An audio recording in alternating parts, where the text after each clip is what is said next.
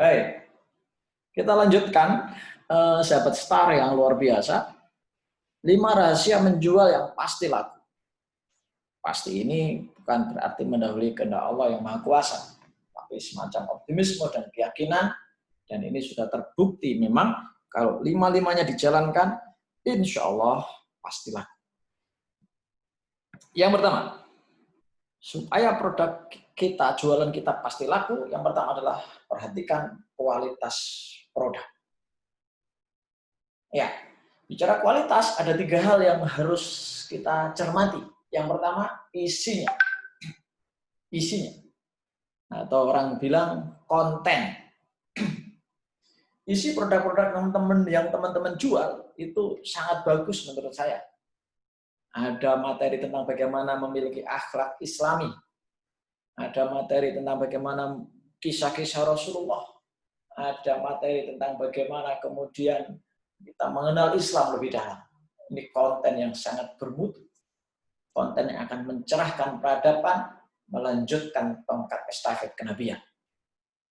Ya, jadi isinya harus keren memang teman-teman sekalian. Sehingga kalau Anda cermati materi saya pertama tentang mindset jualan buku-buku Islam, itu sama dengan dakwah, maka kontennya sudah pas sahabat sekalian. Oke, yang kedua, konteks. Saya amati ya, desainnya teman-teman ini keren, sampulnya keren, tebel, gambar-gambarnya keren. Ya, ada yang tas penyimpanannya juga keren. Konteks ini penting. Kenapa? Karena kalau saya amati harganya teman-teman, ini sasarannya segmennya menengah ke atas. Nanti kita akan bahas tentang segmen. Ya. Jadi konteksnya harus keren, karena orang menengah ke atas itu rewel di kualitas. Mereka insya Allah tidak rewel di harga, tapi rewel di kualitas. Dan yang ketiga, Anda produknya harus punya USP, Unique Selling Proposition, harus punya added value, nilai tambah, harus punya benefit, ya, harus punya benefit, harus punya kelebihan-kelebihan yang banyak dibanding kompetitor. Sahabat sekalian, 3 poin ini yang harus Anda miliki. Pertama, konten, isinya harus keren, gitu kan? Oke. Yang kedua,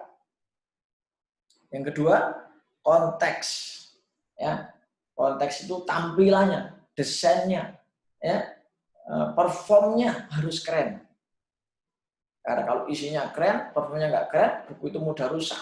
Buku itu nggak menarik untuk dipamerkan. Buku itu nggak menarik untuk dibawa ke sana kemari. Buku itu nggak menarik untuk dipajang. Buku itu nggak menarik untuk kemudian dibeli, begitu teman-teman sekalian. Ya. Dan yang ketiga harus punya nilai tambah. Ya, harus punya nilai tambah. Harus punya benefit, kelebihan yang banyak. Harus punya USP, Unique Selling Proposition. Ya, harus punya keunikan. Baik, mari kita perdalam pembahasannya. USP gambarnya seperti ini teman-teman. Kalau sepatu yang lain putih, kita putih plus begitu. Ya, atau kita merah. Tentunya dalam hal positif. Mari kita bedah atribut USP. USP bisa dari harga.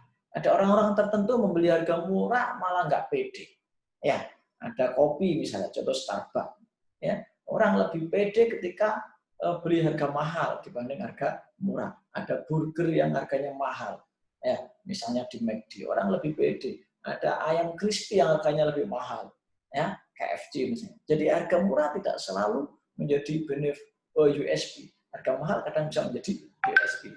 Service, pelayanan Anda ketika ada yang beli, itu juga menentukan. Service, ya, after sale Anda. Ya, service ketika ada orang membeli produk seperti apa. Ketika orang arisan seperti apa. Ketika orang kemudian minta diantar seperti apa. Ya, minta dikirim seperti apa. Service, kapan-kapan kita bahas khusus. Kualitas produk Anda, tadi sudah kita bahas. Ya. Kedaerahan, nah, ini mungkin tidak pengaruh. Ya. Nanti kita bahas di segmentasi. Ya. Produk Anda menjangkau bukan hanya Indonesia, bahkan bisa Asia Tenggara, Asia, bahkan bisa dunia. Betapa banyak warga-warga Islam di luar negeri sana yang rindu dengan buku-buku Islam yang keren, ya, baik yang berbahasa Indonesia ataupun berbahasa Inggris. Eksklusif, produk Anda cukup eksklusif, ya, layak dibanggakan. Kemudian nanti bisa diceritakan prosesnya, ya, seperti apa prosesnya, mungkin siapa penulisnya, ini proses pencetakannya kayak apa.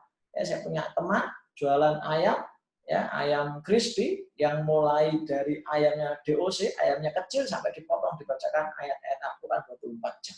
Ini proses. Di TV-TV kita ditunjukkan proses yang higienis dan sebagainya. Ya, di sini termasuk bahan. Nah, terutama fungsi produk, manfaat produk. Jujur, saya bergabung karena fungsi produk. Saya kemarin beli bukunya karena fungsi produk yang diceritakan oleh seorang ustadzah yang ketika kemarin menceritakan salah satu buku, ya, dari buku yang teman-teman jual, ya, nah, teman-teman jual. Jadi saya tertarik fungsi produknya sehingga saya pun membelinya. Nah, USP ini harus dikuati teman-teman, harus dikuati supaya Anda terpilih, bukan kompetitor Anda yang terpilih. Oke, kita lanjutkan. Kita lanjutkan, ya. Oke, teman-teman sekalian, dalam berjualan supaya pasti laku, tolong perhatikan lingkaran yang ini, teman-teman. Ya, kelebihan Anda apa? Kebutuhan konsumen apa? Ini irisannya harus Anda kuati, teman-teman sekalian. Anda punya kelebihan, kompetitor Anda punya kelebihan, tapi konsumen tidak butuh di daerah sini, ini lupakan aja. Anda punya kelebihan, konsumen butuh, kompetitor punya kelebihan, ini daerah berdarah-darah, namanya daerah perang, red ocean. Ya, konsumen butuh, kompetitor punya USP, Anda tidak punya USP, daerah sini, lupakan. Jadi, tolong kuatkan USP Anda. USP Anda tolong kuatkan. Dengarkan baik-baik konsumen butuh apa. Ya, kapan-kapan kita bahas handling objection, handling komplain, kita bahas itu. Ya, konsumen butuh apa, maunya apa. Ya, Anda punya USP di sini, Anda dengarkan suara konsumen, Anda lebih hebat daripada kompetitor Anda tidak punya di sini, maka itu yang Anda harus fokuskan. Nah, selama ini kalau Anda jualan, Anda fokus pada USP Anda atau USP kompetitor Anda. Anda fokus pada kebutuhan konsumen Anda atau sesuatu yang konsumen Anda nggak butuh. Ini tolong dicek. Dengarkan baik-baik, masyarakat butuh apa. Jangan memainkan produk oriented, tapi mainkanlah market oriented atau customer oriented. Pak, produk kami sudah ada, kami tinggal jualan. Nah, pinter-pinter Anda bangun customer need kalau begitu. Ya, nanti kita bahas lanjutannya. Intinya adalah Anda bermain di sini, teman-teman, kalau mau laku. Anda harus punya kelebihan yang banyak, dan itu konsumen membutuhkannya. Fokus di sini, jangan di sini, jangan di sini, dan jangan di sini. Oke? Baik, kita lanjutkan. Nah, USP benefit added value agak berbeda sebenarnya, tapi saya jadikan satu sengaja. Untuk apa? Karena ini semua ujung-ujungnya adalah kelebihan kita. Added value nilai tambah, benefit kelebihan, USP adalah keunikan. Contoh misalnya teman-teman sekalian, coba tambahkan di produk Anda itu sesuatu yang menjadikan kemudian harga produk Anda terkesan murah. Sehingga konsumen merasa rugi kalau tidak membelinya. Sehingga konsumen merasa, waduh sayang kalau nggak saya beli ini. Banyak sekali manfaatnya, banyak sekali tambahannya. Sehingga saya rugi kalau nggak membelinya. Contoh misalnya. Ini hanya contoh saudara sekalian. Misalnya Anda jualan satu paket buku Islam. Ya, Anda tambahkan teman-teman misalnya 99 e-book parenting Islami. Banyak e-book di internet itu teman-teman. Izin pada yang punya atau Anda sekali beli, Anda pakai bersama-sama. Ya, itu bisa digratiskan. Seharga misalnya 500.000. Ya, 100 video anak Islami. Ya, Anda bisa download misalnya atau Anda kasih linknya mereka. Ya, kasih linknya mereka. Oke, kasih linknya mereka, sekian link. Contoh saya punya video marketing, 115 video. Saya hanya kasih linknya. Ya, saya tidak bagi flash disknya karena ini takut hilang flash disknya. Ya, izin misalnya atau beli misalnya, oke, kemudian dipakai bersama-sama. Misalnya masuk grup parenting bersama psikolog siapa? Ya, penjual-penjual, reseller-reseller, satu tim berkumpul patungan. Misalnya kalau laku, ngasih psikolog itu berapa persen misalnya. Jadi psikolog itu yang mengedukasi di grup. Atau seorang ustadz misalnya. Atau benefit-benefit yang lain Anda tambahkan misalnya. Ya, Anda tambahkan apa yang kira-kira itu low cost, low budget. Tapi bagi mereka terkesan wow begitu. Bagi pembeli terkesan wow. Buat sekalian, ini materi kedua. Maaf, materi pertama setelah mindset. Jadi kalau Anda mau pasti laku, produk Anda. Ya, rahasia produk ada 3. Isinya harus kuat. Ya, kalau nggak kuat, nggak manfaat, orang nggak akan cerita, orang nggak akan repeat order. Oke, orang nggak akan mau jadi reseller. Ya. Yang kedua, konteksnya harus keren. Zaman sekarang konteks harus keren, ya kan? Apalagi harga buku-buku teman-teman relatif menengah ke atas, ya, maka harus keren, ya, harus keren. Ya.